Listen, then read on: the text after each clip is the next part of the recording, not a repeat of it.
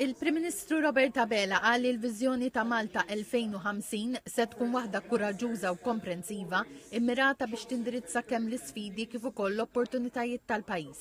Fil-konferenza annwali tal-IWAI huwa saħaq li minkejja l-isfidi li Malta għaddiet minnhom, inklużi l-pandemija, l-inflazzjoni u l-pressjonijiet fis-settur tal-enerġija, l-ekonomija baqgħet reżiljenti.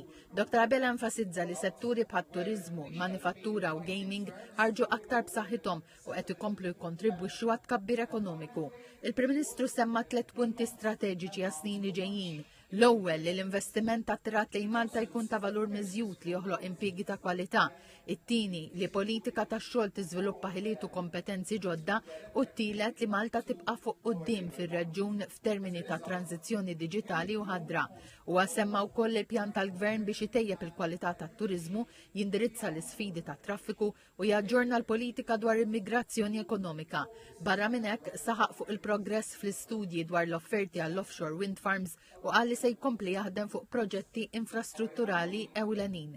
Min-naħa tiegħu ix-Shadow Minister Ivan J. Bartolo li ħasem minflok il-kap tal-Oppożizzjoni minħabba li kien jinsab indispost, qal li l-investiment jinsab taħt teddida u li Malta tinsab f'sali pit-toroq. U qal li l-Gvern qed idajjef fil-kompetittività tal-pajjiż u li r-riżultati tal-istħarriġ jikkonfermaw dan. Bartolo sostna li Gvern Nazzjonalista se jmexxi lil Malta f'direzzjoni li toffri soluzzjonijiet ċari u effettivi għal preżent u għal ġenerazzjonijiet futuri fejn lan u li Malta terġa' tkun f'pożizzjoni b'saħħitha f'termini ta' reputazzjoni u attrazzjoni ta' investiment barrani. Bartolo enfasizza 3 prinċipji: integrità, innovazzjoni u sostenibilità. Dwar l-integrità huwa qal li l-Partit Nazzjonalista se jsaħħaħ dan l-aspett li ġie mxekkel mill-korruzzjoni għal snin twal.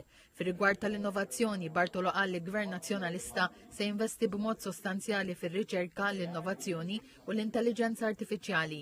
Fuq is-sostenibilità qal li din hija kruċjali għall-ekonomija u għall-futur ta' Malta.